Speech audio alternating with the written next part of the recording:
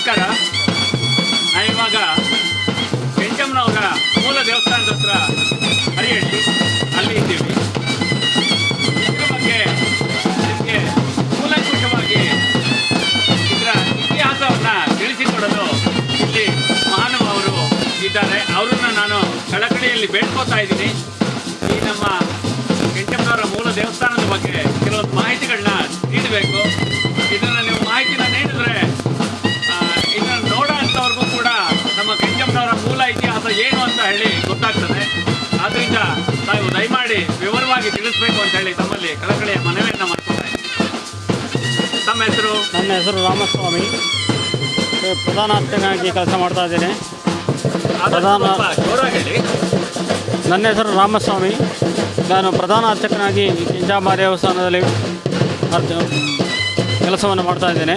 ಈ ಮೂಲ ದೇವಸ್ಥಾನದ ಇದೇನು ಅಂತಂದರೆ ಸಪ್ತಮಾತೃಕೆಯರ ಅಲಂಕಾರ ಅಂದರೆ ಇಲ್ಲಿ ರಾಮಿ, ಮಾಹೇಶ್ವರಿ, ಕೌಮಾರಿ, ವೈಷ್ಣವಿ, ವಾರಾಹಿ, ಇಂದ್ರಾಣಿ, ಚಾಮುಂಡಿ ಅಂತೇಳಿ 7 ಜನ ಅಕ್ಕ ತಂಗಿಯರು ಸಹ ಈ ಭಾಗದಲ್ಲಿ ಬಂದು ನೆಲೆಸಿದ್ದಾರೆ ಅಂಥೇಳಿ ಪ್ರತೀತಿ ಇದೆ. ಇವರೆಲ್ಲ ಕಾಶಿ ಕ್ಷೇತ್ರದಿಂದ ಬಂದವರು ಅಂತೇಳಿ. ಈ ಕಾಶಿ ಕ್ಷೇತ್ರದಿಂದ ಏನಕ್ಕಾಗಿ ಬರ್ತಾರೆ ಅಂದರೆ ವನವಿಹಾರ ಮಾಡಲಿಕ್ಕಾಗಿ ಬರ್ತಾರೆ ಅಂತೇಳಿ. ಈ ಭಾಗದ ವನವಿಹಾರ ಮಾಡಲಿಕ್ಕೆ ಈ ಭಾಗ ಪ್ರಶಸ್ತವಾಗಿದೆ ಅಂಥೇಳಿ ಈ ಭಾಗದಲ್ಲಿ ಆಕಾಶ ಮಾರ್ಗವಾಗಿ ಬಂದು ಈ ಭಾಗದಲ್ಲಿ ಇಳಿತಾರೆ. ಈ ಭಾಗದ ಇದನ್ನು ಸವಿದಾಯಬೇಕಾದ್ರೆ ರಕ್ತಬೀಜಾಸುರ ಅನ್ನುವಂಥ ರಾಕ್ಷಸ ಇವರನ್ನು ಅಡ್ಡಗಟ್ತಾನೆ ಅಂಥೇಳಿ ಈ ರಕ್ತಬೀಜಾಸುರನ ಸಂಹಾರ ಮಾಡಲಿಕ್ಕಾಗಿ ರಕ್ತಬೀಜಾಸುರನ ಸಂಹಾರ ಮಾಡಿ ಈ ಜಾಗದಲ್ಲಿ ಕೆಂಚಮ್ಮ ಅಂಥೇಳಿ ಹೆಸರು ಮಾಡಿಕೊಂಡು ಈ ಜಾಗದಲ್ಲಿ ನೆಲೆಸಿದ್ದಾಳೆ. ಧನ್ಯವಾದಗಳು ನಮಗೆ.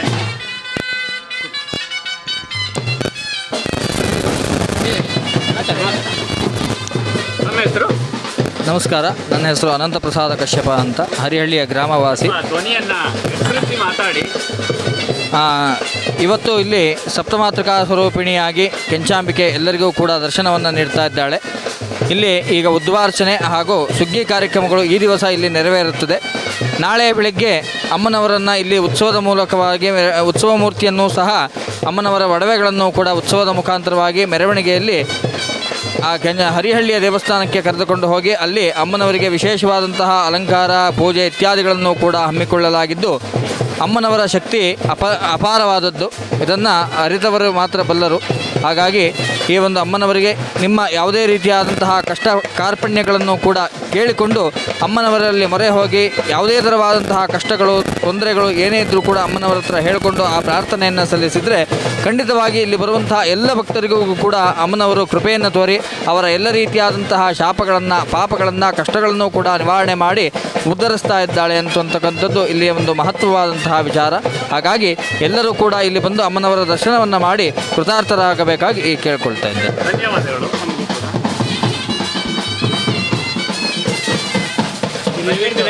ಇಲ್ಲ ಹೇಳಪ್ಪ.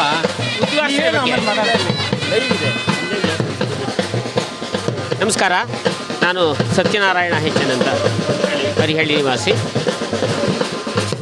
ಇಲ್ಲಿ ಶ್ರೀ ಕೆಂಚಾಂಬಿಕೆ ದೇವಸ್ಥಾನ ಏನಿದೆ ಇದು ಮೂಲ ದೇವಸ್ಥಾನ ಅಂತ. ಇದು ಹರಿಹಳ್ಳಿಯ ಮುಖ್ಯ ಭಾಗದಲ್ಲಿದೆ. ಈ ದೇವಸ್ಥಾನದಲ್ಲಿ ಸಪ್ತಮಾತೃಕೆಯರನ್ನು ನಾವು ಕಾಣ್ಬೋದು. ಇಲ್ಲಿ ಸಪ್ತಮಾತೃಕೆಯರು ಹೇಗೆ ಬಂದರು ಅಂತಂದರೆ ಕಾಶಿಯಿಂದ ಬಂದಂಥವರು, ಘಟ್ಟದ ಬಳಿಯಿಂದ ಬಂದವರು, ಘಟ್ಟದ ಕಡೆಯಿಂದ ಬಂದವರು ಇಲ್ಲಿ ಈ ಭಾಗಕ್ಕೆ ಬರ್ತಾರೆ.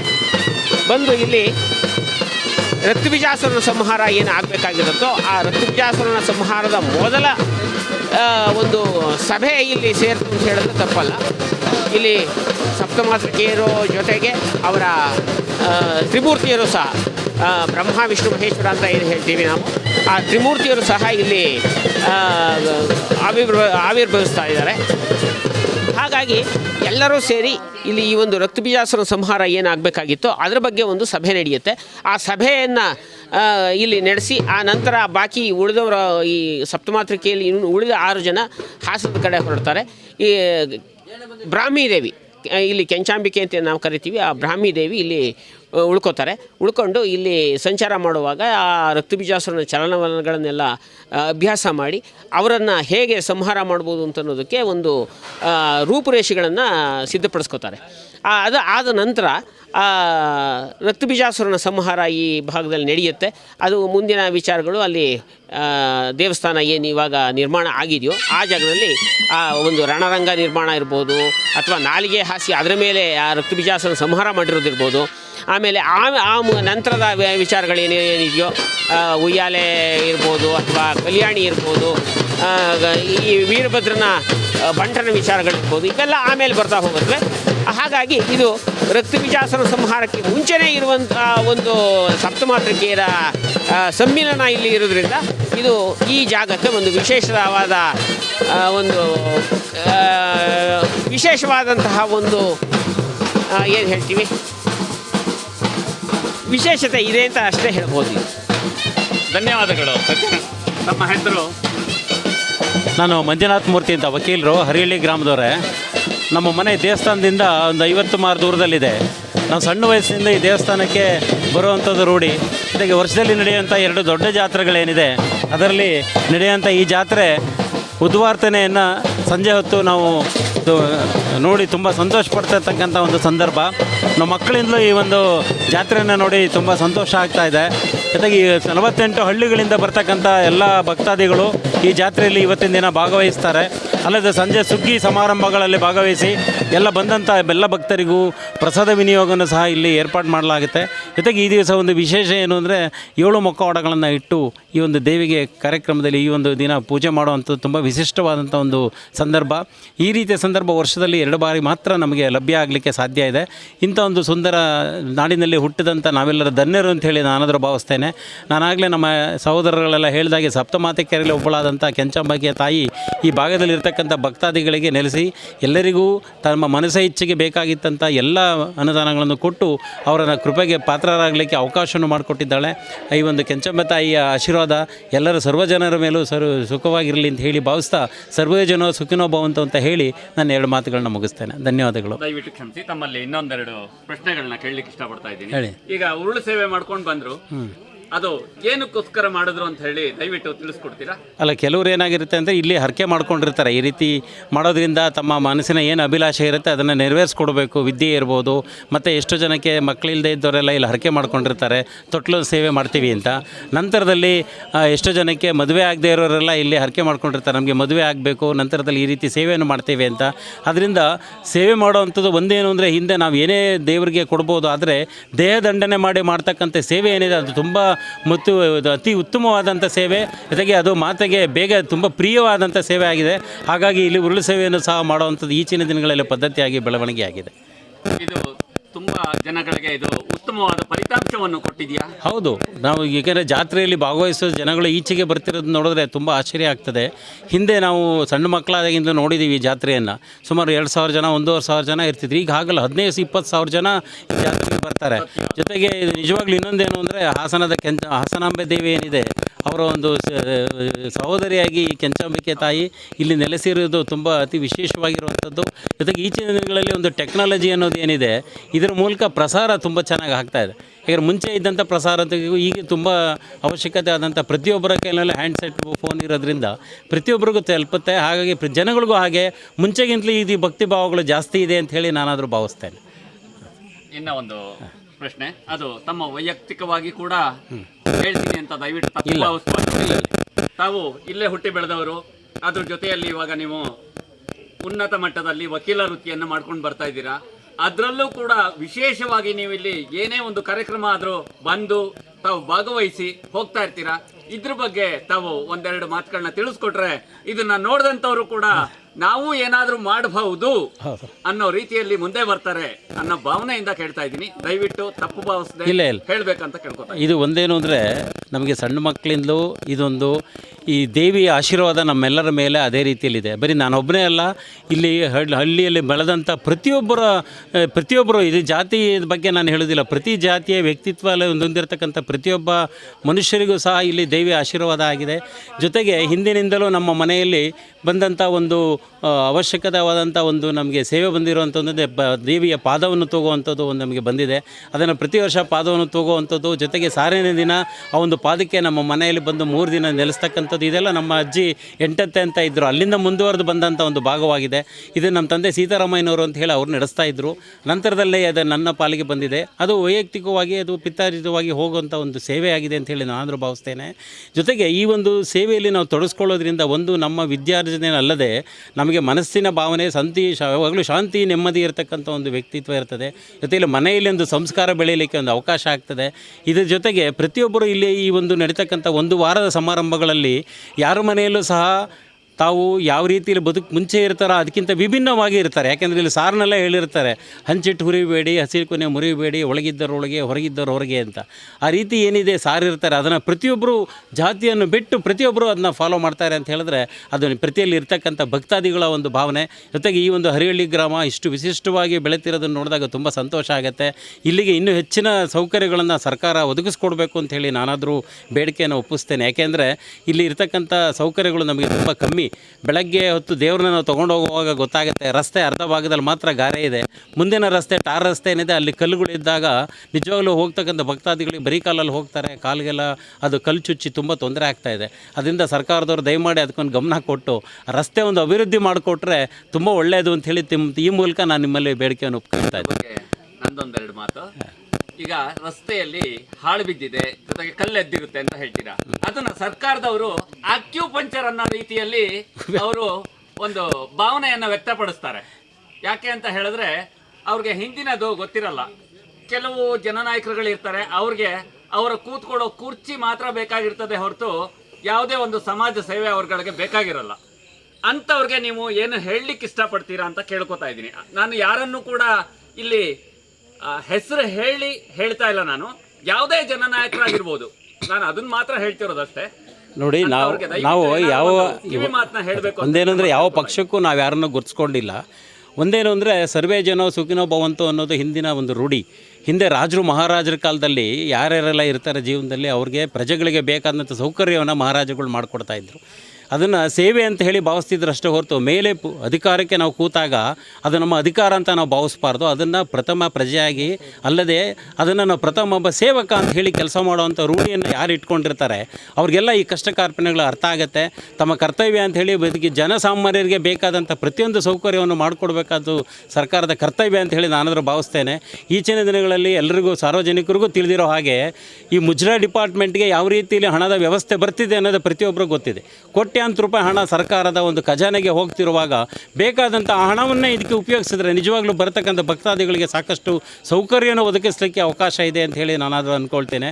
ಅದರಿಂದ ಮೇಲೆ ಯಾರೇ ಆಗಲಿ, ಇರೆಸ್ಪೆಕ್ಟಿವ್ ಆಫ್ ದಿ ಪಾರ್ಟಿ, ಯಾರೇ ಗೆದ್ದರೂ ಸಹ ಒಂದು ಸರ್ಕಾರದ ಕೆಲಸ ಅಲ್ಲ, ಅದು ಸಾಮಾನ್ಯರ ಕೆಲಸ ಅಂತ ಭಾವಿಸಿ ಆ ಸರ್ಕಾರದಿಂದ ಬೇಕಾದಂಥ ಔಚಿತ್ಯವಾದಂಥ ಏನೆಲ್ಲ ಸೇವೆ ಸಹಕಾರಗಳಿದೆ ಅದನ್ನು ಮಾಡಿಕೊಡ್ಬೇಕಾದ್ದು ಪ್ರತಿಯೊಬ್ಬ ಉನ್ನತವಾಗಿ ನಾಮಿನೇಟ್ ಆಗಿ ಯಾವುದೇ ರಾಜಕೀಯ ಪಕ್ಷದಲ್ಲಿರ್ಬೋದು ಅಥವಾ ಅಧಿಕಾರಿಗಳಿರ್ಬೋದು ಅವರೆಲ್ಲರಿಗೂ ಸಹ ಇದು ಅನ್ವಯಿಸುತ್ತೆ ಅಂತ ಹೇಳಿ ನಾನಾದರೂ ಭಾವಿಸಿ ಹೇಳ್ತೇನೆ ಇಷ್ಟಪಡ್ತೇನೆ. ತುಂಬ ಅತ್ಯುತ್ತಮವಾಗಿ ನೀವು ತಿಳಿಸ್ಕೊಟ್ಟಿದ್ದೀರಾ.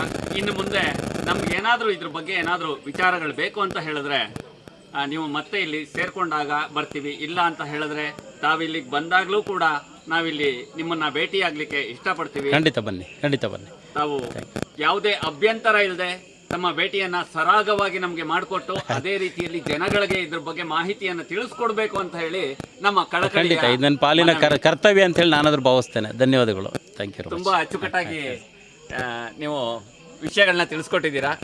ತಮಗೂ ಕೂಡ ನಮ್ಮ ವಾಹಿನಿಯ ಪರವಾಗಿ ತುಂಬ ಹೃದಯದ ಆತ್ಮೀಯ ಧನ್ಯವಾದಗಳನ್ನ ತಿಳಿಸ್ಕೊತಾ ಇದ್ದೀನಿ. ತಾವು ಏನಾದರೂ ಇದ್ರ ಬಗ್ಗೆ ಹೇಳೋದಿದ್ರೆ ತಮ್ಮ ಹೆಸರು? ಸುಬ್ರಹ್ಮಣ್ಯ. ನಮ್ಮ ಸ್ಥಳ? ನಮ್ಮ ಇದೇ ಸ್ಥಳ, ನಾವು ಇದೇ ಊರಲ್ಲಿ ಹುಟ್ಟಿದ್ದು. ಈಗ ಹಾಸನದಲ್ಲಿದ್ದೀವಿ. ಇಲ್ಲೇ ಹುಟ್ಟಿ ಬೆಳೆದು ಎಲ್ಲ ಮಾಡಿ ಈ ದೇವ್ರನ್ನ ನಂಬ್ಕೊಂಡಿದ್ವಿ. ಈ ನಂಬ್ಕೊಂಡಿದ್ದು ನಮಗೆ ಎಲ್ಲ ಒಳ್ಳೆಯದೇ ಆಗಿದೆ. ಈ ದೇವರು ಹೇಗೆ ಅಂತಂದರೆ ದೂರದಲ್ಲಿರುವಂಥವ್ರಿಗೆ ಭಾಳ ಅನುಕೂಲ ಮಾಡಿಕೊಡ್ತದೆ. ಹತ್ತಿರದಲ್ಲಿರೋರಿಗೆ ಒಂದು ಉನ್ನತ ಸ್ಥಿತಿಗೆ ಬರುತ್ತೆ, ಮತ್ತು ಕೆಳಗಡೆ ಇಳಿದು ಹೋಗ್ತಾರೆ. ಹಾಗೆ ಹತ್ತಿರದಲ್ಲಿರೋರಿಗೆ ಯಾರಾದ್ರೂ ಅಷ್ಟು ಇದು ಏಳಿಗೆ ಕೊಡೋದಿಲ್ಲ. ಏಳಿಗೆ ಕೊಡಲ್ಲ ಅಂತ ಭಾವಿಸೋದು ಬೇಡಿ ದಯವಿಟ್ಟು. ನನಗಿಂತ ತುಂಬ ಹಿರಿಯೋರಿದ್ದೀರಾ. ಅಲ್ಲ ಆದ್ರೆ ನಾವು ಕಣ್ಣಲ್ಲಿ ಕಂಡಿರುವಂಥದ್ದು ಹಿಂದೆ. ಒಂದೇ ಒಂದು ನನ್ನ ಒಂದು ಸಣ್ಣ ಮಾತು, ಅದ್ರಲ್ಲಿ ತಪ್ಪಿದ್ರೆ ದಯವಿಟ್ಟು ಕ್ಷಮಿಸಿ. ನಾನೊಂದು ಮಾತು ಹೇಳ್ತೀನಿ. ಈ ಲೋಕಲ್ನವ್ರಿಗೆ ಏನು ಹೆಚ್ಚು ಏನು ಇದಾಗ್ತಿಲ್ಲ ಅಂತ ಹೇಳ್ತೀರಾ, ಆದ್ರೆ ಅವರ ನಡೆ ನುಡಿ ನಡತೆ ಸರಿಯಾಗಿಲ್ಲ ಅನ್ನೋ ಭಾವನೆಯಿಂದ ಅದು ಕೆಳಗಡೆ ಹೋಗುತ್ತೆ ಹೊರತು ದೇವರ ಆಶೀರ್ವಾದ ಖಂಡಿತವಾಗ್ಲೂ ಇರುತ್ತೆ ಅಂತ ಹೇಳಿ ನನ್ನ ಭಾವನೆ. ಇದಕ್ಕೆ ತಾವೇನು ಹೇಳಲಿಕ್ಕೆ ಇಷ್ಟಪಡ್ತೀರಾ? ಅಂದರೆ ಪ್ರತಿಯೊಬ್ಬರು ಈ ದೇವರನ್ನ ನಂಬ್ಕೋತಾರೆ. ಅಂದರೆ ಎಲ್ಲರೂ ಆ ದೇವರಿಗೆ ಇದು ನಿಷ್ಠೆಯಿಂದ ನಡ್ಕೊಂಡು ಇದು ಮಾಡಿದರೆ ದೇವರು ಒಳ್ಳೆಯದೇನು ಮಾಡುತ್ತೆ. ಅದರಲ್ಲಿ ಯಾವುದೇ ಥರದ ಇದು ಇಲ್ಲ. ನೀವು ಪ್ರತಿ ವರ್ಷ ಕೂಡ ನಾವು ಪ್ರತಿ ವರ್ಷ ಬರ್ತೀವಿ. ಇದರಿಂದ ನಮಗೆ ಏನು ನಾವು ಯಾವ ಸ್ಥಿತಿಯಲ್ಲಿ ಇದ್ದು ಹಿಂದೆ ಇದ್ದು ಇವತ್ತಿನ ಈ ದೇವರು ನಂಬ್ಕೊಂಡಿದ್ದರಿಂದ ಇವತ್ತು ಯಾವ ಸ್ಥಿತಿಲಿ ಅಂತಂದರೆ ನಾವೇ ಸಾಕ್ಷಿಗಳು. ನಾವು ಹಿಂದೆ ಒಂದು ಹೊತ್ತು ಊಟಕ್ಕೆ ಸಹಿತವ ಭಾಳ ಕಷ್ಟ ಇತ್ತು. ಇವತ್ತಿನ ದಿನ ನಾವು ಭಾಳ ಚೆನ್ನಾಗಿ ಇದ್ದೀವಿ, ಅನುಕೂಲ ಆಗಿದ್ದೀವಿ. ಈ ದೇವ್ರನ್ನ ನಂಬ್ಕೊಂಡಿದ್ದೀವಿ. ಪ್ರತಿ ವರ್ಷ ದೇವಸ್ಥಾನಕ್ಕೆ ನಾವು ಬರ್ತೀವಿ. ನಾವು ಧನ್ಯವಾದಗಳು. ನೀವು ಹೀಗೆ ಕೂಡ ಬರ್ತಾ ಇರಿ. ನಿಮ್ಮ ಆಶೀರ್ವಾದ ನಮ್ಗಳಿಗೆಲ್ಲರಿಗೂ ಹೀಗೆ ಇರ್ಲಿ ಅಂತ ಹೇಳಿ ತಮ್ಮಲ್ಲಿ ಕೇಳ್ಕೊತಾ ಇದ್ದೀನಿ. ಅದೇ ರೀತಿ ಈಗ ನಮ್ಮ ಯುವ ರೈತ ಮುಖಂಡ ಚರಣ್ ಅಂತ ಹೇಳಿದ್ದಾರೆ. ಅವರು ಇದ್ರ ಬಗ್ಗೆ 1-2 ಸಾಲ ಅಷ್ಟೇ ಹೇಳ್ಬಿಟ್ರೆ ಸಾಕು ಅಂತ ಹೇಳಿ ಕೇಳ್ಕೊತಾ ಇದ್ದೀನಿ. ದಯವಿಟ್ಟು. ನಮಸ್ಕಾರ, ನಾನು ಚರಣ್ ಅಂತ. ಇವಾಗ ಹೊಸದಾಗಿ ನೂತನವಾಗಿ ರೈತ ಸಂಘಕ್ಕೆ ಉಪಾಧ್ಯಕ್ಷನಾಗಿ ನಮ್ಮ ಹರಿಹಳ್ಳಿ ಭಾಗಕ್ಕೆ ಆಯ್ಕೆ ಆಗಿದ್ದೇನೆ. ಈಗ ಈ ನಡೀತಾ ಇರೋದ್ರಿಂದ ಸುಗ್ಗಿ ಮತ್ತು ಜಾತ್ರೆ, ದೊಡ್ಡ ಜಾತ್ರೆ ಅಂತ ಹೇಳ್ತೀವಿ ಇವಾಗ. ಯಾಕೆಂದರೆ ವರ್ಷಕ್ಕೆ 2 ಜೊತೆ ನಡೆಯುತ್ತದೆ, 2 ಸರಿ ಜಾತ್ರೆಗಳು. ಒಂದು ಮೇ ಟೈಮಲ್ಲಿ ನಡೆಯುತ್ತೆ, ಇನ್ನೊಂದು ದೀಪಾವಳಿ ಟೈಮಲ್ಲಿ ನಡೆಯುತ್ತೆ. ಈ ಟೈಮಲ್ಲಿ ಏನು ವಿಶೇಷ ಅಂದರೆ ಜಾತ್ರೆ ಇದು ವಿಜೃಂಭಣೆಯಿಂದ ನಡೆಯುತ್ತೆ. ತುಂಬ ಜನಗಳು ಸೇರಿಸ್ಕೊಂಡು ಇದರಲ್ಲಿ ಏನು ಮುಖ್ಯವಾಗಿ ಅಂದರೆ ನಮ್ಮ ಈ ಮೂಲಸ್ಥಾನದ ದೇವಸ್ಥಾನದ ಮೂಲಸ್ಥಾನ ಕೆಂಚಮ್ಮ ದೇವರ ಮೂಲಸ್ಥಾನದಲ್ಲಿ ಮುಖ್ಯವಾಗಿ 7 ಮುಖಗಳನ್ನು ಪೂಜೆ ಮಾಡ್ತಾರೆ. ಅದು ಮೇಯ್ನಾಗಿ ಎಲ್ಲ ಕಡೆ ಮಾಡಲ್ಲ. ಇದು ಎಲ್ಲ ಊರಿಗೆ 48 ಹಳ್ಳಿಗಳಲ್ಲೂ ಪೂಜೆ ಮಾಡ್ತಾರೆ. ಎಲ್ಲದರಲ್ಲೂ ಒಂದೇ ಮುಖ ಕೂಡ ಪೂಜೆ ಮಾಡ್ತಾರೆ. ಇಲ್ಲಿಂದ ಇನ್ನೊಂದು ವಿಶೇಷ ಅಂದರೆ ಇಲ್ಲಿ ಪಕ್ಕದ ಊರಲ್ಲಿ ಬೆಂಗಳೂರು ಅಂತ ಊರಿದೆ, ಇಲ್ಲಿಂದನೇ ಪೂಜೆ ಮಾಡ್ಕೊಂಡು ಹೋಗಿ ಮುಖನ ಅಲ್ಲಿ ಹೋಗಿ ಸುಗ್ಗಿ ಅಂತ ಆಚರಿಸ್ತಾರೆ. ಎಲ್ಲ ಕಡೆಯೂ ಒಂದೇ ಮುಖದಲ್ಲಿ ಪೂಜೆ ಮಾಡ್ತಾರೆ. ಇಲ್ಲಿ 7 ಮುಖ ಇಟ್ಟು ಪೂಜೆ ಮಾಡ್ತಾರೆ. ಅದೊಂದು ದೊಡ್ಡ ವಿಶೇಷವಾಗಿದೆ ಈ ದೇವಸ್ಥಾನದಲ್ಲಿ. ಓಕೆ, ತುಂಬ ಧನ್ಯವಾದಗಳು ಚರಣರವರೇ. ಇನ್ನು ಮುಂದೆ ಕೂಡ ತಮ್ಮ ಸಲಹೆ ಸಹಕಾರ ಎಲ್ಲವೂ ಕೂಡ ರೈತ ಮುಖಂಡರು ಅಂತ ಹೇಳಿದ್ರೆ ಸುಮ್ಮನೆ ಆಗಲ್ಲ. ಖಂಡಿತ ನೀವು ರೈತರ ಪರವಾಗಿ ಹಾಗೂ ಜನಸಾಮಾನ್ಯರ ಪರವಾಗಿ ಹಾಗೂ ಒಂದು ದೇವಿಯ ಕೃಪಾ ಕಟಾಕ್ಷದಿಂದ ದೇವಿಯ ಉನ್ನತೀಕರಣವನ್ನು ಗೊಳಿಸುವಲ್ಲಿ ಸಫಲರಾಗಿ ಅಂತ ಹೇಳಿ ದೇವರ ಆಶೀರ್ವಾದ ಮಾಡಿ ಅಂತ ಕೇಳ್ಕೊತಾ ಇದ್ದೀನಿ. ಖಂಡಿತ. ಓಕೆ, ಧನ್ಯವಾದಗಳು. ತಾವು ಇದ್ರ ಬಗ್ಗೆ ಇನ್ನು ಅನುಕೂಲ ಆಗಿದ್ಯಾ ಅಂತ ಕೇಳಿದ್ವು ಅಂತ ಹೇಳಿದಾಗ ಅದ್ರ ಬಗ್ಗೆ ಕೆಲವೊಂದು ವಿಚಾರಗಳನ್ನ ಕೂಲಂಕುಷವಾಗಿ ಹೇಳ್ತೀವಿ ಅಂತ ಹೇಳಿದ್ದೀರಾ. ತಮಗೆ ಆತ್ಮೀಯವಾದ ಸ್ವಾಗತವನ್ನು ಬಯಸ್ತಾ ಇದ್ದೀನಿ. ತಾವು ದಯವಿಟ್ಟು ಹೇಳುವಂತರಾಗಿ. ನನ್ನ ಹೆಸರು ಅನಂತ್ ಪ್ರಸಾದ ಕಶ್ಯಪ ಅಂತ. ನಾನು ಹರಿಹಳ್ಳಿ ಗ್ರಾಮವಾಸಿ. ನಮ್ಮ ತಂದೆಯವರು ಕೃಷ್ಣಮೂರ್ತಿ ಅಂತ. ನಾನು ಅವರು ಹೇಳಿದ್ದನ್ನು ನಾನು ಕೇಳಿದ್ದೀನಿ. ಏನು ಅಂತಂದರೆ ಅವರೆಲ್ಲ ಹಿಂದೆ ಹೇಳ್ತಾಯಿದ್ರು ನಾವೆಲ್ಲ ಬಿದ್ರಕ್ಕಿ ತಿನ್ಕೊಂಡು ಜೀವನ ಮಾಡ್ತಾ ಇದ್ವಿ ಅಂತ. ಆದರೆ ಇವತ್ತು ಅಮ್ಮನವರ ಕೃಪೆ ಸಿಕ್ಕಿದ ಮೇಲೆ ನಾವು ಯಾವತ್ತೂ ಯಾರೂ ಕೂಡ ಉಪವಾಸ ಮಲಗಿಲ್ಲ. ಅನುಕೂಲ ಆಗೋದು ಅಂತಂದರೆ ನಮಗೆ ಸ್ವಂತವಾಗಿರುವಂತಹ ಮನೆ ಬೇಕು, ಬಂಗ್ಲೆ ಬೇಕು, ಅಥವಾ ನಾನು ಉನ್ನತವಾಗಿರಬೇಕು ಅನ್ನೋದೇ ಅನುಕೂಲ ಅಂತಲ್ಲ. ಒಂದು ಹೊತ್ತು ಗಂಜಿಗೂ ಕೂಡ ಗತಿ ಇಲ್ಲದಲೇ ಇದ್ದವರನ್ನು ಇವತ್ತು ಒಂದು ಮೃಷ್ಟಾನ್ನ ಭೋಜನ 3 ಹೊತ್ತು ಕೂಡ ನಮ್ಮ ಮನೆಯಲ್ಲಿ ನಾವು ಸ್ವಂತವಾಗಿ ಅನ್ನ ತಿಂದ್ಕೊಂಡು ಬದುಕ್ತಾ ಇದ್ದೀವಿ ಅಂತಂದರೆ ಅದಕ್ಕಿಂತ ನೆಮ್ಮದಿ, ಅದಕ್ಕಿಂತ ಅಮ್ಮನವರ ಆಶೀರ್ವಾದ ಬೇರೊಂದಿಲ್ಲ ಅಂತ ನಾನು ಭಾವಿಸ್ತೀನಿ.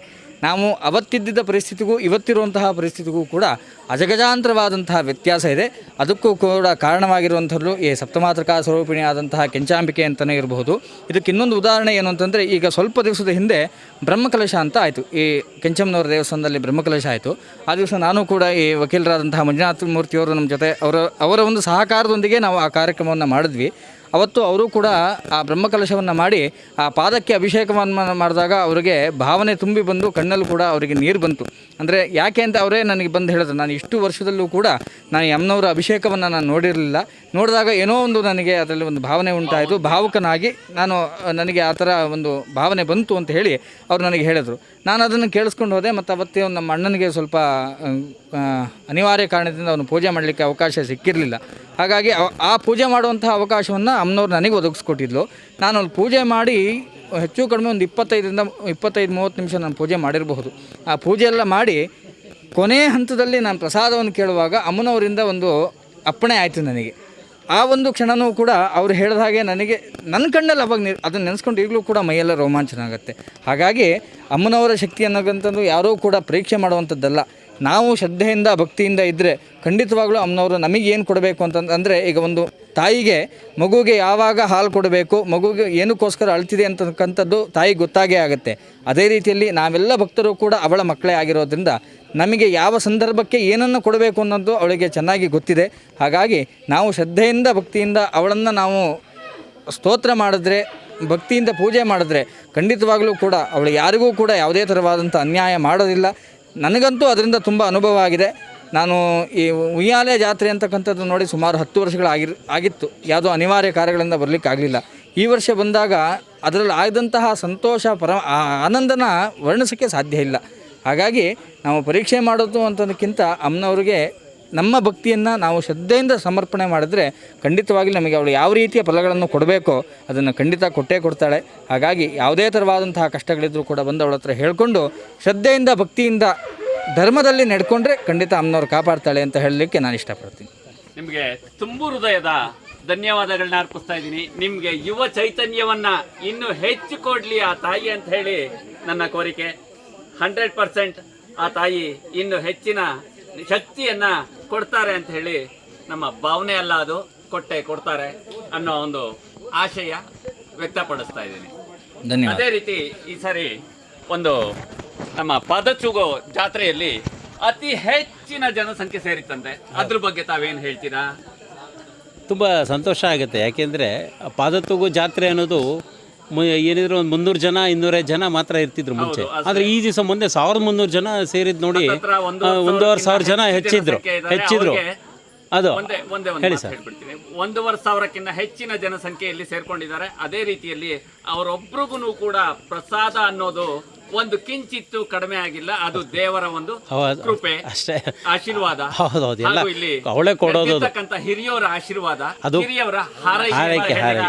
ಅದು ಹೇಗೆ ಅಂದರೆ ಅಕ್ಷಯ ಆಗುತ್ತೆ. ಒಂದು ಎರಡನೇದು ಆಕೆ ಕೊಡೋ ಅಂಥದ್ದು ಪ್ರಸಾದ. ಈಗ ಆಕೆಯಿಂದ ಆಶೀರ್ವಾದ ಮೂಲಕ ಬಂದಿರೋದ್ರಿಂದ ಇದರಲ್ಲಿ ಯಾರು ಮಾಡ್ತಾರೆ ಅನ್ನೋದು ಅತಿಶಯೋಕ್ತಿ ಅಲ್ಲ. ಅದಕ್ಕೇನಂದರೆ ನಮ್ಗೇನಾರು ಮಾಡೋಕ್ಕೆ ಅವಕಾಶ ಕೊಟ್ಟಿದ್ದಾಳೆ ಅಂತ ಹೇಳಿದ್ರೆ ಆಕೆ ನಮ್ಗೆ ಒದಗಿಸಿರೋವಂಥ ಭಾಗ್ಯ ಅಂತ ಹೇಳಿ ನಾವಾದ್ರೆ ತಿಳ್ಕೊಂಡಿದ್ದೀವಿ. ಅದೊಂದು ಅವಕಾಶ ಸಿಕ್ಕಿರೋದು ನಿಜವಾಗ್ಲೂ ಸಂತೋಷದ ವಿಚಾರ. ಜೊತೆಗೆ ಪಾದ ತೂಗುವುದು ಹಾಗೆ ಅವತ್ತಿನ ದಿನವೇ ಹಸಿ ಕೊನೆನ ಕಡಿದು ಅದು ತೊಟ್ಲು ಮಾಡಿ, ಆ ತೊಟ್ಟು ಈಚೆಗೆ ಅಂದರೆ ಮುಂಚೆಗೆ ಸ್ವಲ್ಪ ತೊಂದರೆ ಆಗ್ತಿತ್ತು ತೂಗುವಾಗ. ಆದರೆ ಈಚೆಗೆ ಅರ್ಚಕರು ರವಿಯವರು ಚೆನ್ನಾಗಿ ವ್ಯವಸ್ಥೆ ಮಾಡಿದ್ದಾರೆ. ಹೊಸದೊಂದು ತೊಟ್ಲು ಮಾಡಿಸಿ ಅದರೊಳಗಡೆ ತೊಟ್ಲನ್ನ ಕೂರಿಸೋದಕ್ಕೆ ಚೆನ್ನಾಗಿ ಕೂರಿಸಿದ್ದಾರೆ. ಜೊತೆಗೆ ಸರ್ಪ್ಲಿಗಳು ಎಲ್ಲ ತುಂಬ ಅಚ್ಚುಕಟ್ಟಾಗಿದೆ. ತೂಗುವಾಗ ಯಾವ ರೀತಿಯಲ್ಲಿ ತೊಂದರೆ ಆಗೋದಿಲ್ಲ. ಆ ದೇವಿ ಅಷ್ಟು ಚೆನ್ನಾಗಿ ಅಲ್ಲಿ ಅಲಂಕಾರದಲ್ಲಿ ಕೂತಿರ್ತಾಳೆ. ಇಲ್ಲ ತೂಗು ನಂತರದಲ್ಲಿ ನೆನ್ನೆ ನಾನು ಫೋಟೋ ನೋಡ್ತಿದ್ದೆ, ಕಣ್ಣು ಬರ್ತಿ ನೀರು ಬರ್ತಾಯಿತ್ತು. ಆ ಫೋಟೋ ಕಲರೈಸೇಷನ್ ಹೇಗಿರುತ್ತೆ ಅಂದರೆ ಆ ಬೆಳ್ಳಿ ಪಾದಕ್ಕೂ ಸಹ ಹಿಂದೆ ಇರ್ತಕ್ಕಂಥ ಒಂದು ನೆನೆಯಕ್ಕೆ ಏನಿಟ್ಟಿರ್ತಾರೆ ಹೊಂಬಾಳೆಗೂ ಅದು ಹಿಂಭಾಗದಲ್ಲಿ ಇರ್ತಕ್ಕಂಥ ಸ್ಕ್ರೀನ್ಗೂ ಅಷ್ಟು ವಿದ್ಯುತ್ವಾಗಿ ಕಾಣ್ತಾ ಇರ್ತಾಳೆ ತಾಯಿ. ಅದನ್ನು ನೋಡಿದಾಗ ಅನಿಸುತ್ತೆ. ಅದಕ್ಕೆ ಪಾದ ಸೇವೆ ಅನ್ನೋದು ತುಂಬ ಅಪರೂಪದ ಒಂದು ಭಾಗ್ಯ ಅದು. ಯಾಕೆಂದರೆ ದೇವಿ ಏನೇ ಆಗಲಿ ಪಾದ ಅನ್ನೋದು ತುಂಬ ಮುಖ್ಯ. ಆ ಪಾದ ಸಿಕ್ಕಿದಾಗ ಅದಕ್ಕಿಂತ ದೊಡ್ಡ ಆಸೆ ಇನ್ನೇನು ಸಿಕ್ಕತ್ತೆ ಹೇಳಿ ಮನುಷ್ಯನಿಗೆ. ಅದು ಕೃತಜ್ಞತೆ ಭಾವ ಅಷ್ಟೇ ಅದು. ಅದರಿಂದ ಆ ಪಾದ ಸೇವೆ ಸಿಕ್ಕಿರೋವಂಥದ್ದೇ ಯಾವುದೋ ಜನ್ಮದ ಪುಣ್ಯ ಅಂಥೇಳಿ ನಾನಾದರೂ ಭಾವಿಸ್ತೇನೆ. ಅದಕ್ಕೆ ಇದೇ ರೀತಿ ಪುಣ್ಯ ಮುಂದಿನ ಜನ್ಮಾಂತರಕ್ಕೂ ಬರಲಿ ಅಂತ ಹೇಳಿ. ಹೌದೌದು ಖಂಡಿತ. ಯಾಕೆಂದರೆ ಮೊನ್ನೆ ನನಗೆ ದೀಕ್ಷಿತರೊಬ್ಬರು ಬಂದಿದ್ದರು, ನಮ್ಮ ರವಿಯವರು ನಮ್ಮ ಮನೆಗೆ ಕಳಿಸಿದ್ರು. ಅವರು ಸಾಯಂಕಾಲ ಒಂದು 6 ಗಂಟೆಗೆ ಬಂದರು ಪಾದ ತೂಗಿ. ಮಾರನೇ ದಿನ ಸಾಯಂಕಾಲ ಒಂದು 6 ಗಂಟೆಗೆ ಬಂದು ನಮ್ಮ ಮನೇಲಿ ಕೆಲವು ವೇದಗಳ ಬಗ್ಗೆ ಮತ್ತು ಹಿಂದೆ ಶೃಂಗೇರಿ ಗುರುಗಳು ಇದ್ದಂಥ ಅವರ ಬಾಲ್ಯಾವಸ್ಥೆ ಬಗ್ಗೆ ಎಲ್ಲ ಹೇಳ್ತಾಯಿದ್ರು. ಸುಮಾರು ಅರ್ಧ ಗಂಟೆ ಉಪನ್ಯಾಸ ಆಯಿತು.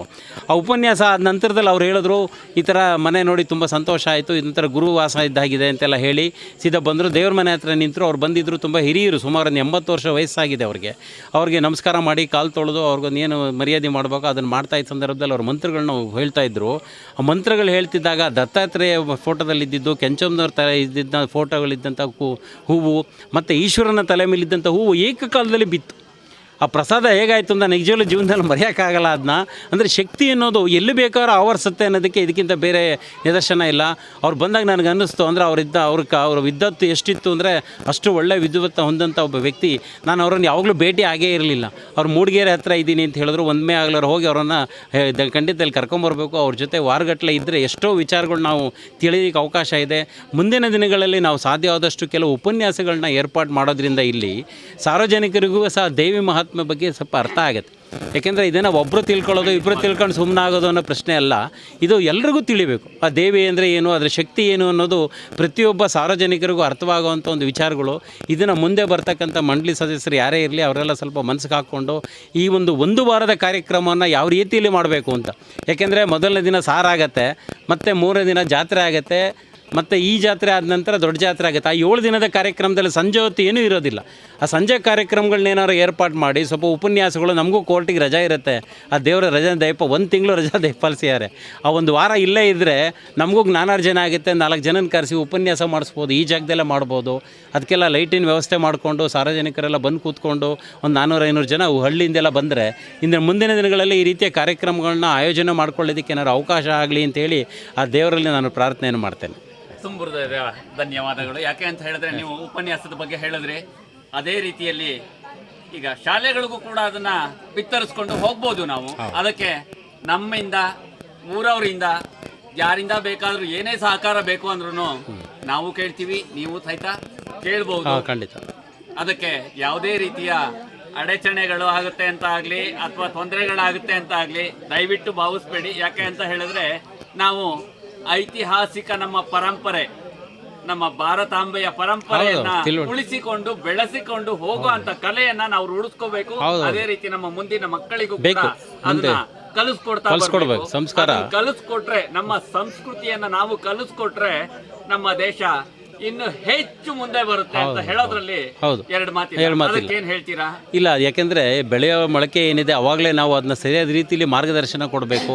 ಈ ದೇವಿಯ ಮಹಾತ್ಮೆ ಇರ್ಬೋದು, ಯಾವುದೇ ದೇವರಾಗಲಿ ಆ ಊರಿನಲ್ಲಿ ಸಂಬಂಧಪಟ್ಟಂಥ ವಿಚಾರಗಳಲ್ಲಿ ಯಾರಿದ್ದಾರೆ ಮುಖಂಡರು ಅಂತ ಯಾರು ಇರ್ತಾರೆ ಅವರೆಲ್ಲ ಸ್ವಲ್ಪ ಜವಾಬ್ದಾರಿ ತೊಗೊಂಡು ಈ ನಿಟ್ಟಿನಲ್ಲಿ ಭಾಗವಹಿಸಿ ಅವ್ರನ್ನೆಲ್ಲ ಮಕ್ಕಳುಗಳನ್ನ ಈ ನಿಟ್ಟಿನಲ್ಲಿ ತೊಗೊಂಬರ್ಬೇಕು. ಯಾಕೆಂದರೆ ನಾನು ನೋಡಿ ಇಲ್ಲಿ ದಾರಿಯಲ್ಲಿ ಎಷ್ಟು ಜನ ಮಕ್ಕಳುಗಳು ಬರ್ತಾ ಇದ್ದಾರೆ.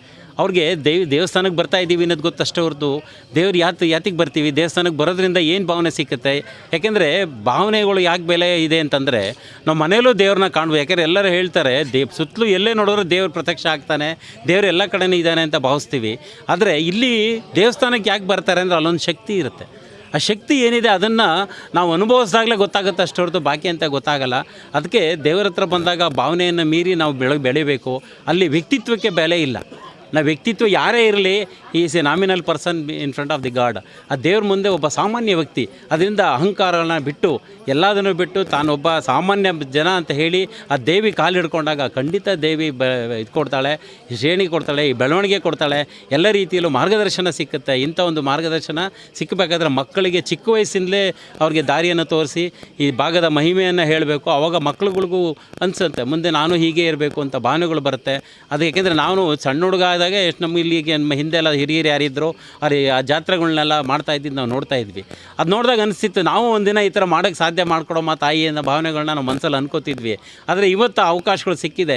ಆ ಅವಕಾಶನ ಸರಿಯಾದ ರೀತಿಯಲ್ಲಿ ನಾವುಗಳು ಉಪಯೋಗಿಸ್ಕೊಳ್ಬೇಕು.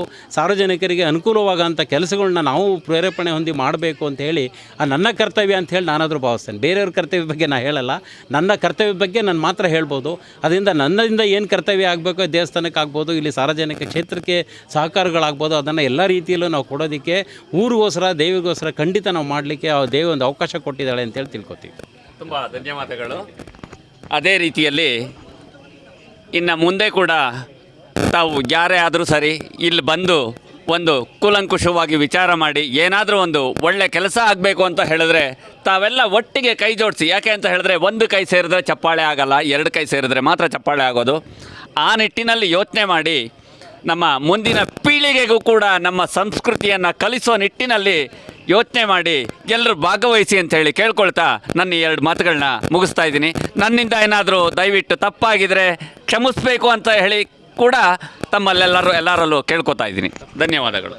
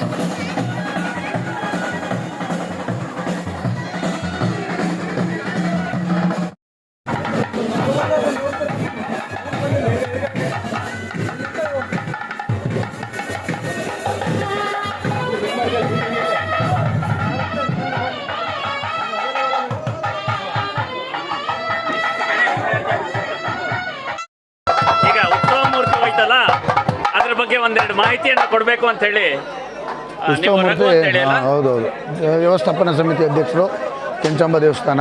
ಸ್ವಲ್ಪ ವಾಯ್ಸ್ನ ಸ್ವಲ್ಪ ರಘು ಹರಿಯಲ್ಲಿ ವ್ಯವಸ್ಥಾಪನಾ ಸಮಿತಿ ಅಧ್ಯಕ್ಷರು, ಕೆಂಚಾಂಬ ದೇವಸ್ಥಾನ. ಉತ್ಸವ ಮೂರ್ತಿಯು ಇವತ್ತು ಸಪ್ತಮಾತೆಯರ ಅಲಂಕಾರ, ಹರಿಯಲ್ಲಿ ಮೂಲ ದೇವಸ್ಥಾನದಲ್ಲಿ ಸುಗ್ಗಿ ಮತ್ತು 7 ಮುಖ ದೇವರದ್ದು ದರ್ಶನ ಇರುತ್ತೆ. ಇವತ್ತು ಉತ್ಸವ ಮೂರ್ತಿಯನ್ನು ಈ ಹರಿಯಲ್ಲಿನಲ್ಲಿ ಮೂಲ ಬೀದಿನಲ್ಲಿ, ರಥಬೀದಿನಲ್ಲಿ ಉತ್ಸವ ಮೂರ್ತಿ ಇವಾಗ ಪ್ರದರ್ಶನಗೊಂಡು ಬಂದಿರುತ್ತದೆ. ಹಾಗೂ ಅದಕ್ಕೆ ಆದ ಒಂದು ಕಟ್ಟುಪಾಡಿದೆ. ಅದನ್ನು ಉತ್ಸವ ಮೂರ್ತಿಯನ್ನು ಇಂಥವರೇ ಅದನ್ನು ಇವತ್ತು ಹೊರಬೇಕು, ಅಥವಾ ಇಂಥವರೇ ವಾದ್ಯ ಮಾಡಬೇಕು, ಅಥವಾ ಇಂಥವರೇ ಅದನ್ನು ಪೂಜಿಸಬೇಕು ಅಂತೆಲ್ಲ ಹೇಳಿ ಒಂದು ಇದಿದೆ. ಆ ಪದ್ಧತಿ ಪ್ರಕಾರ ಇವಾಗ ಉತ್ಸವ ಮೂರ್ತಿ ಹೋಗಿ ಬಂದು ದೇವಸ್ಥಾನದ 3 ರೌಂಡ್ ಹಾಕಿ, ಸುಗ್ಗಿಕಟ್ಟೆ 3 ರೌಂಡು ಪ್ರದರ್ಶನ ಮಾಡಿ, ಊರಿನ ರಥಬೀದಿಯಲ್ಲಿ ಉತ್ಸವ ಮೂರ್ತಿ ಹೋಗಿ ಬಂದಿರ್ತದೆ. ಧನ್ಯವಾದಗಳು ರಘು ಅವರೇ. ನಿಮಗೆ ಇನ್ನೊಂದು ಹೆಸರು ಗೋಪಾಲ್ ಅಂತೇಳಿ ಹೇಳ್ತಾರಲ್ಲ, ತುಂಬ ಹೃದಯದ ಧನ್ಯವಾದಗಳನ್ನ ಸ್ವಲ್ಪ ಅರ್ಪಿಸ್ತಾ ಇದ್ದೀವಿ ನಿಮಗೆ. Thank you sir. ತಾವು ಡಾಕ್ಟರ್ ಸುಬ್ರಹ್ಮಣ್ಯ ಶಾನ್ಭೋಗ್ ಅಂತ ಹೇಳಿ ಕೇಳ್ಪಟ್ಟೆ. ಹೌದು. ತಾವು ಬೆಂಗಳೂರಿಂದ ಬಂದಿದ್ದೀರಾ. ಹೌದು. ತಾವು ಇದ್ರ ಬಗ್ಗೆ ನಿಮಗೆ ತಿಳಿದಂಥ ಮಾಹಿತಿಯನ್ನ ಈಗ ಕೊಡಬೇಕು ಅಂತ ಹೇಳಿ ತಮ್ಮಲ್ಲಿ ಕೇಳ್ಕೊತಾ ಇದ್ದೀನಿ. ಈಗ ಹಾಸನಾಂಬ ಮತ್ತು ಕೆಂಚಾಂಬ ಅಕ್ಕ ತಂಗಿಯರೆಂದು ನಾನು ಚಿಕ್ಕ ವಯಸ್ಸಿನಲ್ಲಿ 8, 9, 10ನೇ ತರಗತಿ ಇಲ್ಲೇ ಶಾರದಾ ಕೇಂದ್ರ ರಾಜಶೇಖರ ಶಾಲೆಯಲ್ಲಿ ಓದಿರ್ಬೋದು, ಹೊಸಕೋಟೆಯಲ್ಲಿ. ಆವಾಗಿಂದ ನಮ್ಮ ಭಾವನ ಮನೆ, ನಮ್ಮ ತಾತನ ಮನೆಯಲ್ಲಿ ಇತ್ತು. ಪ್ರತಿ ವರ್ಷ ಬಂದು ಇಲ್ಲಿ ದರ್ಶನ ಮಾಡಿಕೊಂಡು ನಮಗೇನು ಬೇಕೋ ಭಕ್ತಿಯಿಂದ ಕೇಳಿಕೊಂಡಲ್ಲಿ, ಭಕ್ತಿಯಿಂದ ನಾವು ಕೇಳಿಕೊಂಡಾಗ ನಮ್ಮ ಎಲ್ಲ ಕಷ್ಟ ಕಾರ್ಯಗಳನ್ನು ನೆರವೇರಿಸಿ ನಮಗೆ ಅನುಕೂಲ ಮಾಡಿಕೊಡ್ತಕ್ಕಂಥ ತಾಯಿ. ಸೊ ನಾವು ನಂಬಿರ್ತಕ್ಕಂಥ ಕೆಂಚಮಾಂಬ ತಾಯಿಯವರು. ಹಾಗಾಗಿ ನಾವು ಪ್ರತಿ ವರ್ಷ ಯಾವುದೇ ಕಾರ್ಯಗಳಿದ್ದರೂ ಸಹ ಇಲ್ಲಿಗೆ ಬರುತ್ತೇವೆ. ನಮ್ಮ ದೊಡ್ಡ ಭಾವನವರಲ್ಲಿ ಇಲ್ಲಿಗೆ ಕೊಟ್ಟಿರೋದು. ನಮ್ಮ ತಾಯಿಯವರ ತವರು ಮನೆ ಇದೆಯಾ ಇಲ್ಲೇ ಪಕ್ಕದಲ್ಲಿ ಅವ್ರದ್ದಿತ್ತು. ಈಗೆಲ್ಲ ಜಮೀನು ಮಾರಿಬಿಟ್ಟು ಹಾಸನಕ್ಕೆ. ಅವ್ರ ಹೆಸರು ಪುಟಾಣಿ ಮತ್ತು ಸುಬ್ಬಕೃಷ್ಣ, ಸುಬ್ಬಲಕ್ಷ್ಮಿ ಅಂತ ತಂದೆ, ಅಜ್ಜ ಅಜ್ಜಿ. ನಮ್ಮ ಮಾವನವರು ಲಕ್ಷ್ಮೀನಾರಾಯಣ ಅಂತ, ಅವರೆಲ್ಲ ಇಲ್ಲೇ ಇದ್ದವರು. ಆ ಟೈಮಲ್ಲಿ ನಾನು ಓದಕ್ಕಿದ್ದೆ. ಅವಾಗಿಂದ ಪ್ರತಿ ವರ್ಷ ಬರ್ತಾಯಿದ್ದೀವಿ. ಇವರು ನಮ್ಮ ಭಾವನವರು, ಇವರು ನಮ್ಮ ಭಾವನವ್ರ ಅಳಿಯ, ಮತ್ತು ಇವರು ಎಲ್ಲದು ನಮ್ಮ ಇವರೇ ನಾಗರಾಜ್ ಭಾವ ಅಂತ ಇಲ್ಲೇ ಇರೋದು, ಇಲ್ಲೇ. ಹೇಳಿ, ನೀವು ಪ್ರತಿ ವರ್ಷ ಪ್ರತಿ ವರ್ಷ ನಾವು ಬರ್ತೀವಿ. ಬಂದುಬಿಟ್ಟು ನಮ್ಮ ಭಾವನವ್ರ ಊರು ಇರೋದ್ರಿಂದ ಬಂದು ದರ್ಶನ ಮಾಡ್ಕೊಂಡು ನಮ್ಮ ಕಷ್ಟಗಳನ್ನೆಲ್ಲ ತಾಯಿಗೆ ಹೇಳ್ಕೊಂಡು ಅದನ್ನೆಲ್ಲ ಕೇಳ್ಕೊಂಡು ಹೋಗ್ತಾ ಇರ್ತೀವಿ. ಆ ಹೇಳಿರ್ತಾ ನಮಗೆಲ್ಲ ಅನುಕೂಲನೂ ಆಗಿದೆ. ನಾವು ಆ್ಯಕ್ಚುಲಿ ನಮ್ಮ ಫ್ಯಾಮಿಲಿಯೆಲ್ಲ ಬರಬೇಕಂತ ಕಾರಣಾಂತರದಿಂದ ರಜೆ ಇಲ್ದಿದ್ದ ನಮ್ಮಿಬ್ಬರು ಮಕ್ಕಳು ಮಿಸಸ್ ಬರಲಿಲ್ಲ. ನಾನು ಒಬ್ಬ ರೆಗ್ಯುಲರಾಗಿ ಬಂದು ಹೋಗ್ತಿದ್ದೀನಿ. ನಮ್ಮ ಇಲ್ಲಿರೋರೆಲ್ಲ ಆಲ್ಮೋಸ್ಟ್ ನಮ್ಮ ಸ್ನೇಹಿತರಯ್ಯ. ಈ ಸುಗ್ಗಿ ಕುಣಿತ ಇದನ್ನೆಲ್ಲ ನೋಡಿ ನಮಗೆ ಬೆಂಗಳೂರು ಸಿಟಿ ಜಂಜಾಟ ನೋಡಿ, ಈ ಸುಗ್ಗಿ ಕುಣಿತ ಮಲೆನಾಡು ನೋಡಿ ತುಂಬ ಸಂತೋಷ ಆಗಿದೆ. ಇಂಥದ್ದೊಳ್ಳೆ ನಮ್ಮ ಸೌಭಾಗ್ಯ ಈ ಥರ ಸಿಕ್ಕಿರೋದು ತುಂಬ ಚೆನ್ನಾಗಿದೆ. ನಮಗೆ ತುಂಬ ಹೃದಯದ ಧನ್ಯವಾದಗಳು. ಅದೇ ರೀತಿ ನೀವು ನೋಡ್ಕೊಂಡು ಹೋಗೋದಷ್ಟೇ ಅಲ್ಲ, ನಿಮ್ಮ ಸುತ್ತಮುತ್ತಲ ಬೆಂಗಳೂರಿನ ಜನತೆ ಇರ್ಬೋದು, ಅಥವಾ ನಿಮ್ಮ ಸುತ್ತಮುತ್ತಲ ಒಂದು ಇರ್ಬೋದು, ಬಂಧು ಬಳಗ ಯಾರೇ ಇರ್ಬೋದು, ಸ್ನೇಹಿತರು ಇರ್ಬೋದು, ಅವ್ರಿಗೆಲ್ಲ ಇಲ್ಲಿಯ ಒಂದು ಹೆಚ್ಚಿನ ಮಾಹಿತಿಯನ್ನು ಅವ್ರಿಗೆ ಕೊಟ್ಟು ಅವರನ್ನು ಕೂಡ ಮುಂದಿನ ಬಾರಿ ಈಗ ಒಂದು ಸುಗ್ಗಿ ಇರ್ಬೋದು, ಜಾತ್ರೆ ಇರ್ಬೋದು, ಅಥವಾ ಇನ್ನೇ ಯಾವುದಾದ್ರೂ ಕಾರ್ಯಕ್ರಮಗಳಿಗೆ ನಾವು ಅವ್ರನ್ನ ದಯಮಾಡಿ ಇಲ್ಲಿಗೆ ಕರ್ಕೊಂಡ್ಬರ್ಬೇಕು ಅಂತೇಳಿ ನಮ್ಮಲ್ಲಿ ಕೇಳ್ಕೊಳ್ತಾ ಧನ್ಯವಾದಗಳನ್ನ ಅರ್ಪಿಸ್ತಾ ಇದ್ದೀನಿ. Thank you.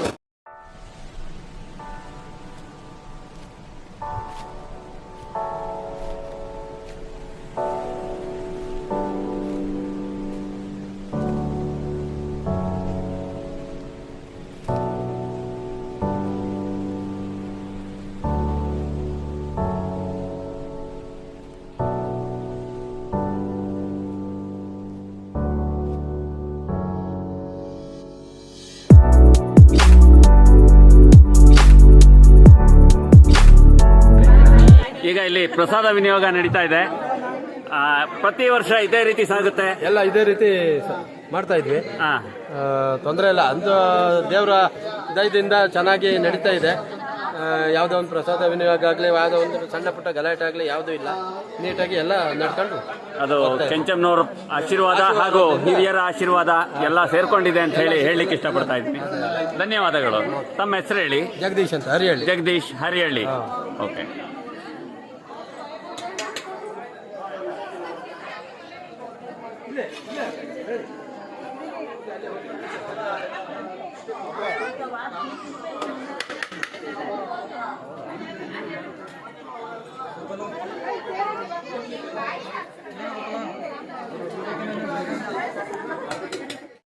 ಅಂತ ತಾವು ಎಲ್ಲಿಂದ ಬಂದಿದ್ದೀರಾ? ಬೆಂಗಳೂರಿಂದ.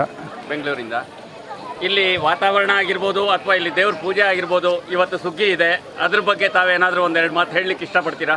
ಖಂಡಿತವಾಗಿ. ಇದು ದೇವಿ ಒಳ್ಳೆ ಪ್ರಕೃತಿ ಮಧ್ಯದಲ್ಲಿ ಇರೋದ್ರಿಂದ ನಮಗೂ ಒಂದು ಅವಕಾಶ, ಸದಾವಕಾಶ. ಧ್ವನಿಯನ್ನು ಎತ್ತರಿಸಿ ಮಾತಾಡಿ ಅಂತ ಹೇಳಿ ಕೇಳ್ಕೊತಿದ್ವಿ. ದೇವಿ ಪ್ರಕೃತಿ ಮಧ್ಯೆ ಇರೋದ್ರಿಂದ ಇಂಥ ಒಂದು ದೇವಿನ ದರ್ಶನ ಪಡೆಯೋಕ್ಕೆ ಒಂದು ಭಾಗ್ಯ ಸಿಕ್ತು ಇವತ್ತು. ಇದು ನನ್ನ ಜೀವನದಲ್ಲಿ ಮೊದಲನೇ ಬಾರಿ ಇಲ್ಲಿ ಬಂದಿದ್ದು. ಈ ದೇವಿ ಬಗ್ಗೆ ಕೇಳಲ್ಪಟ್ಟಿದ್ದು ಮೊನ್ನೆ ಕಳೆದ ವರ್ಷ ಹಾಸನಾಂಬ ಜಾತ್ರೆಯಲ್ಲಿಗೆ ನನಗೆ ತಿಳಿತು. ಹಾಗಾಗಿ ಇಲ್ಲಿ ಈ ಸಲ ದರ್ಶನ ಪಡಿಲೇಬೇಕು ಅಂತ ಬಿಟ್ಟು ಈ ದಿನ ಬಂದೆ. ಹೌದಾ?